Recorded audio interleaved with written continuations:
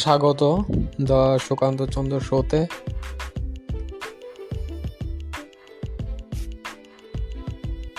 Share বাজার সম্পর্কে এখন কিছু কথা কম।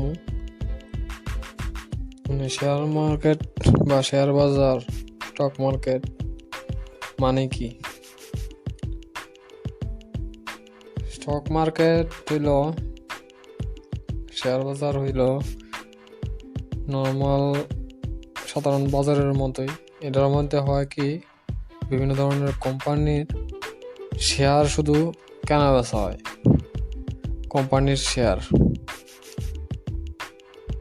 কোনো একটা কোম্পানি তারা নিজেরা গ্রোথের লেগা বা বিজনেস বড় করার লেগা, বিজনেস এক্সপেনশন করার লেগা বিভিন্ন সময় বিভিন্ন কারণে তারা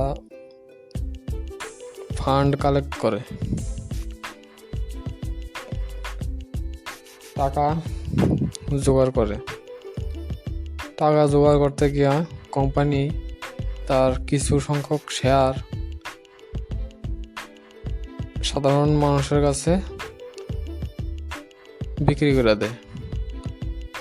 ওই শেয়ারের বদলে, কোম্পানির শেয়ারের বদলে কোম্পানি ফান্ড মানে টাকা কিছু কালেক্ট করে। তারপর আমরা যখন সাধারণ মানুষরা যখন এই শেয়ারগুলি কিনে, তারপর সাধারণ মানুষরা একজন সাধারণ মানুষ আরেকজন সাধারণ মানুষের কাছে সেল করে ও কেনা বেচা করে। এরকম এটা অলওয়েজ হইতে থাকে। এটি হইতেছে ট্রেডিং। আর যখন একজন সাধারণ মানুষ প্রথম কিনবো, তখন ইনভেস্টিং। বিভিন্ন মানুষ বিভিন্ন রকম ভাবে স্টক মার্কেটের ব্যবহার করে থাকে। কেউ লং টার্ম মানে দীর্ঘমেয়াদী বিনিয়োগে বিশ্বাস করে, কেউ অল্প সময়ের জন্য ট্রেডিং করে, কেনা বেচা করে, বা কেউ আজকের দিনের মধ্যেই কেনা বেচা করে। আবার কেউ এটার সম্বন্ধে অপশন ট্রেডিং বা ফিউচার ট্রেডিং আছে, যেটা ভিতরে অনেকটা জুয়া টাইপের মতো, যে কালকে শেয়ারের দামটা বাড়বো না কমবো, আগামী এত তারিখ শেয়ারের দাম কত থাকবো, এই ধরনের প্রেডিকশন হয় অপশন অ্যান্ড ফিউচার ট্রেডিংয়ে। এটা আমরা সাধারণ মানুষরা এটা যায় লাভ নাই। সাধারণ মানুষরা আমরা ইন্টারডে ট্রেডিংয়ে যাওয়া লাভ নাই। আমরা সাধারণ মানুষ যারা গরিব শ্রেণীর মানুষ আছি, তারা এই লং টার্ম এবং শর্ট টার্ম এরকম এই দুইটা সেগমেন্টে কাজ করলে ভালো।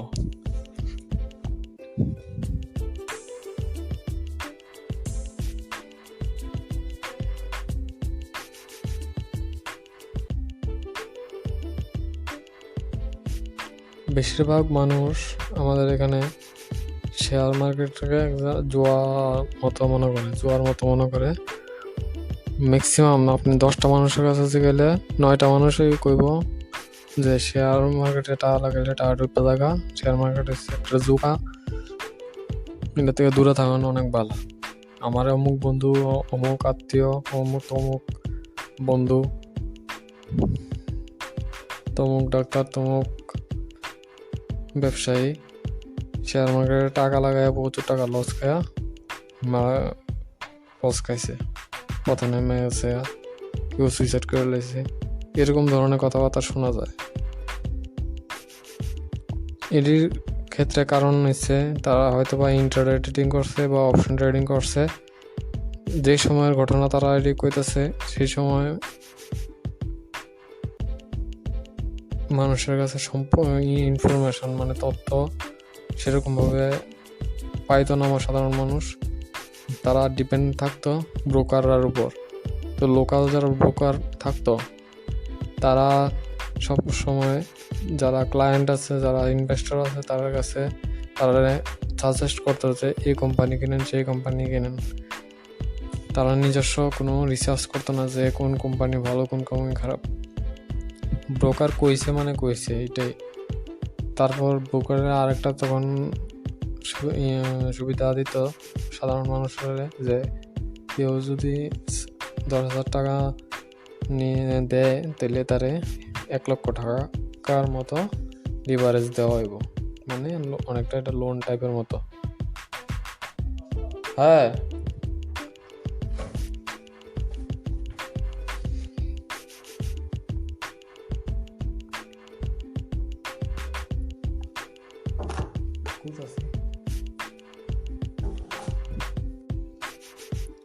তো এরকম ভাবে লোন লিয়া শেষে যখন তারা ট্রেডিং করতো, তারপর প্রফিট হইলে তো প্রফিট হইতো, আর যদি যখন লস হইতো তাহলে পুরাটা এই লস হয়ে যেত।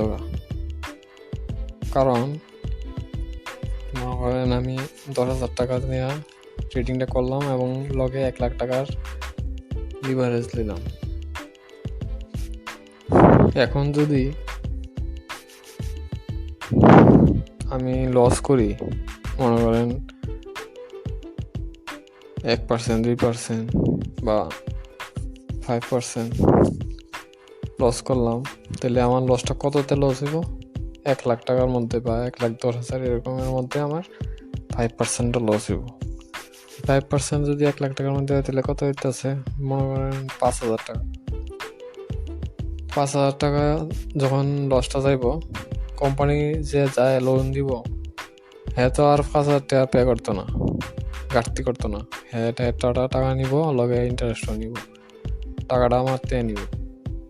তো যে 10,000 টাকা লাগাইয়া 5,000 টাকার জন্য লস করছে, দেখা গেছে থাকবো কত? আর অর্ধেক লস হয়েছে।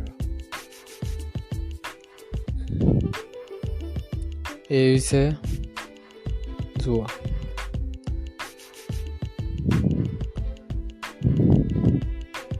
এরপরে হয়েছে গিয়া অপশন অ্যান্ড ফিউচার ট্রেডিং এর ভিতরে এটা হচ্ছে আরো বেশি মারাত্মক ধরনের। কেউ প্রেডিক্ট করে যে আগামী 10 তারিখ এই কোম্পানি শেয়ার এত টাকা চাইব, বাজি ধরে আরেকজনের লাগে, যে টাকা দিয়ে বাজি ধরে ওই টাকা লস হয়ে যায় প্রায়, আর লাভ হইলে তো লাভ হইল। যে টাকা বাজি ধরবো ওই টাকা পুরোটাই লস। এটি হচ্ছে নেগেটিভ দিক। কিন্তু যখন তুমি পুরোপুরিভাবে শিক্ষা বা তোমার ইন্টারেস্ট থাকবো, সঠিকভাবে অনেক কিছু অ্যানালাইসিস করে, অনেক কিছু বিচার করে বিবেচনা করে তারপরে এইসব জিনিস করে অনেক ইন্টেলিজেন্সের দরকার হয়, অনেক এডুকেশনের দরকার হয় এই সমস্ত ট্রেডিং করতে গেলে। তা আমরা যারা আছি সাধারণ মানুষ, গরিব শ্রেণী মানুষ, মধ্যবিত্ত মানুষ, তারা লেগে শুধু এতে এইসব জিনিসে মাথা কামায় লাভ নেই। এক কইছে লং টার্ম ইনভেস্টমেন্ট করো, আর নাহলে short term investment. Short term ধরুন আজকের থেকে 5 দিন, 1 মাস, 2 মাস, 1 বছর এরকম হইতে পারে। আর লং টার্ম হইতে পারে 2 বছর, 3 বছর, 5 বছর, 10 বছর, এরকম টাইমের লেগে ইনভেস্ট করুন। এই হচ্ছে এক কথা। তো ইনভেস্ট কারা কারা করা উচিত? আমার মতে সব মানুষের ইনভেস্ট করা জরুরি। স্টক মার্কেট হইছে, শেয়ার বাজার হইছে আমাদের প্রত্যেকটা দেশের অর্থনীতির একটা গুরুত্বপূর্ণ অংশ, এবং বিভিন্ন কোম্পানির পুরা ভারতের মনে করেন বা কোনো একটা দেশের সব কিছু অর্থনীতি, এটা একটা মেরুদণ্ড কোয়া হয় অনেক সময়।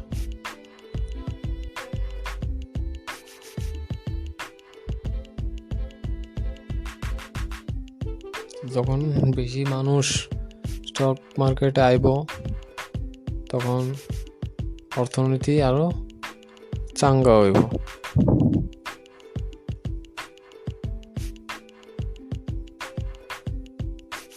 এবং যারা ইনভেস্ট করবো তারাও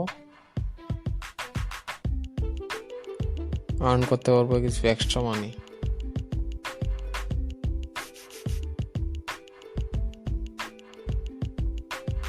আপনি যখন স্টক মার্কেটে প্রবেশ করবেন তখন এর বিভিন্ন ধরনের লাইন আপনি জানতে পারবেন, বুঝতে পারবেন।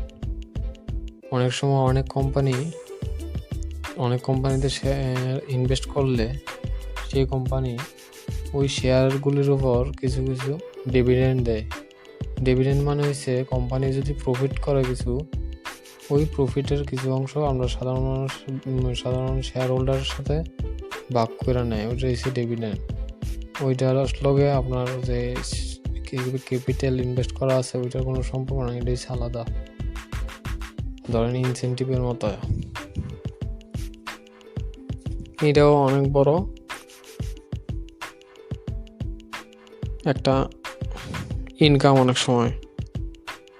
তো সব কোম্পানি এটা দেয় না, অনেক কোম্পানি এই প্রফিটটা কোম্পানির ভবিষ্যতে আরও গ্রো করার লিগে ইউজ করে। আর কিছু কিছু কোম্পানি সেই প্রফিটটা সাধারণ শেয়ার হোল্ডারের লগে ভাগ করে নেয়।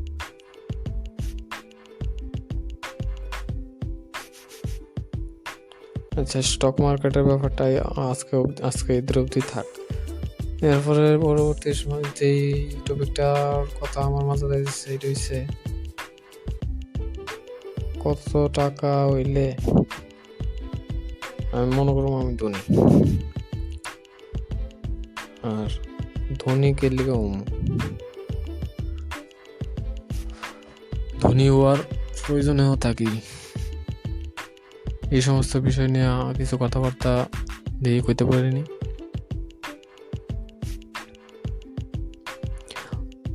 কত টাকা অবধি আমার দরকার ধনী হইতে গেলে, এই ক্ষেত্রে কইতে গেলে এটা কোন লাগে যে আমরা নিত্যদিন যে টাকা খরচ হয় বা অনেক সময় আমরা সমঝোতা করি যে আজকে এত টাকা নাই, আমি এটা কম দামে কিনে লাই, এরকম জিনিস। এবং প্রত্যেক দিন যে যত টাকা খরচ লাগে আমরা সাধারণ চলতে গেলে, যেটা না হয় এরকম জিনিস আমরা যখন খরচ করি তখন আমরা চিন্তা করি, প্ল্যান করি, বাজেট করি যে আমার এত টাকা ইনকাম, এত টাকা আইব, এত টাকা এক্সপেন্স করুম, এত টাকা খরচ করুম, হইবনি মিলবনি, না মিললে থাক বাদ দো। যখন আমার ক্যাপাবিলিটি আইব যে আমি এসব কিছু দেখতাম না এবং আমার প্রয়োজনীয় জিনিসটি আমি অটোমেটিকলি আইব, এটা আমার ইনকাম করানো লাগতো না, এটা আমার অটোমেটিক আইব, আমার কাজ না করলেও এই ইনকামটা আইব, এই ইনকামটা থাকবো। মনে করেন একটা মানুষের মাসে 15,000 টাকা দরকার, সাধারণ মানুষ একজনের প্রত্যেক মাসে 15,000 টাকা দরকার। এরকম ভাবে ক্যালকুলেট কইরা মনে করেন একটা মানুষ বাঁচে 60 থেকে 70 বছর, 80 বছর, ওইটা পুরোটা ক্যালকুলেট কইরা আপনার হিসাব করে বাই করতে লাগবো যে কত টাকা এক্স্যাক্টলি কত টাকার মতো প্রয়োজন হইতে পারে। তার থেকে আরও মনে করেন 30% 50% বাড়ায়া একটা অ্যামাউন্ট বাই করবেন, তারপরে সেই গোল অনুযায়ী আপনার আগাইবেন। আর সবসময় এটা মনে রাখতে হইব যে আমরা যে ইনকাম করি, আমরা সবসময় এটা চিন্তা করি যে আমরা যাতে আমরা এই যাবতীয় খরচা বাবদ চালাইতে পারি, এতটুকু যাতে করতে পারি, এতটুকু কামাই যাতে হয় ওই চিন্তাটা করি। আমরা এই বড় চিন্তা করি না যে আমরা নিজেরটা তো চলবই, আমি আরেকজনেরও চিন্তা করুম, অন্য আরেকটা ব্যক্তির ব্যাপারেও আমি চিন্তা করুম যে ওই ব্যক্তিটারে আমি কীভাবে সাহায্য করতাম পারি। ওই ব্যাপারটা আমরা সবসময় বেশিরভাগ মানুষই 99% মানুষই আমরা এই তৃতীয় ব্যক্তির লেগা ভাবি না, আমরা সবসময় আমরা লেগেই ভাবি। এই লেগা আমরা সবসময় আমরা পিছিয়েই থাকি। আমরা যখন অন্য আরেক ব্যক্তির লেগা কাজ করুম, অন্য একজনের লেগা অন্য আরেকজনের সাহায্য লেগা কাজ করুম, সমাজের লেগা কাজ করুম, তখন আমরা একটা বড় লক্ষ্য হইব, অটোমেটিক বিল্ড হইব বড় লক্ষ্য। তো ওই বড় লক্ষ্য যখন ফুলফিল করতে চেষ্টা করুম, তখন আমার যেইটা প্রয়োজনীয় ওইটা অটোমেটিকলি আমার হয়ে যাব। তারপরে ওইটা হইয়াও আমি আরেকজনের সাহায্য করতে পারুম, চেষ্টা করুম। কিন্তু এটা লেগে কী করতে হবে, প্রথমে আমার মানসিকতা পরিবর্তন করতে হবে, মানসিকতা সেরকমভাবে বানাইতে লাগবো। ধনী হওয়ানের মানে এই না যে মানুষের কাছে দেখেন আমার এই বাড়ি আছে, গাড়ি আছে, আমি প্রত্যেক দিন নতুন নতুন জামা পরি, ভালো খাই, ভালো করি, এসব ম্যাটার করে না আজকালকার দিনে বড় লোক মানুষের বা ধনী হইতে গেলে শুধু আপনার সাধারণ জিনিসগুলি আপনার যাতে ফুলফিলভাবে করতে পারেন, এবং সবচেয়ে গুরুত্বপূর্ণ যেটা হচ্ছে অন্য মানুষের কাজে যাতে লাগে আপনার জীবনটা। তাইলে এটা হচ্ছে আরও সবচেয়ে বড় ধনী ব্যক্তির মর্যাদা লাভ করে।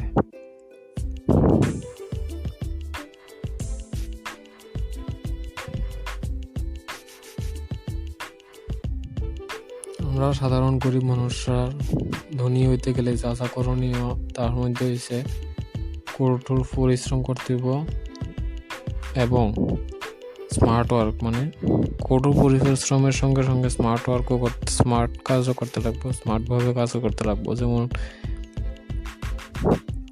মনে করেন আমি যে বিল্ডিংয়ের অনেক কাটাকাটি কাজ করি, প্রথমে কিতা করা হইতো, হাতুড়া হাসেনি দিয়া বাইরে করা হইতো, অনেক পরিশ্রম আসছিল। কিন্তু আমি কিতা করছি, মেশিন খরচ কইরা এইটা মেশিনের মাধ্যমে, এই যে সেনা হাতুড়ার কাজটা এটা মেশিনের মাধ্যমে কাজটা করতেছি। তাইলে কিতা হইতেছে, একজন মানুষের যে কাজ করতেছে হ্যাঁ সুবিধা হইতেছে, খুব বেশি পরিশ্রম হইতেছে না, কিন্তু আমার কাজটাও কিতা হইতেছে, তাড়াতাড়ি হইতেছে, বিনা কষ্টে তাড়াতাড়ি কাজটা হয়ে যেতেছে। আর সেনা হাতুড়া দিয়ে যখন বাড়িতে মানুষের শারীরিক পরিশ্রমটা অনেক বেশি অনুভব হইতো। এটা হয়েছে প্রথমটা হয়েছে, মনে করেন হাতুড়া সেনা দিয়া বাইরে থেকে ফালাইতাম ওয়াল কাটটা, ওইটা হয়েছে মনে করেন হার্ড ওয়ার্ক। আর স্মার্ট ওয়ার্ক হয়েছে কিন্তু আমি একটা কয়েকটা একটু পরিশ্রম করে কিছু টাকা জমায় আমি একটা মেশিন কিনলাম, মেশিনটা দিয়ে আমি কাজটা করলাম, সেম কাজটাই করলাম এবং আরো বেশি করতে পারবো একটা সময়, সেম সময়ের মধ্যে। এটা হয়েছে স্মার্ট ওয়ার্ক। তাইলে একজন সাধারণ মানুষের গরিব মানুষে কিভাবে ধনী হইতে পারে, তার যে স্টেপের মধ্যে এসে পরিশ্রম করতে হবে এবং টাকা জমাইতে লাগবো এবং অপ্রয়োজনীয় জিনিস কেনা থেকে দূরে থাকতে হইব এবং যেই টাকা সেভ করবা হইব ওই টাকা অন্য আরেকটা জিনিসের মধ্যে বিনিয়োগ করতে হইব। এই না যে সেভ করে টাকা আমি ব্যাংকে রেখে দিলাম, ব্যাংকে রাখলে টাকা ওটা লস হয়। কেমনে লস হয় এটা জানতে চাইলে আমার আবার কমেন্ট করবেন, আমি নেক্সট আপনার কমেন্টের উপর নির্ভর করে আমি পরবর্তী ভিডিওতে এটা বুঝাবো যে কি লিগা আপনার ব্যাংকে টাকা রাখলে টাকা লস হয়।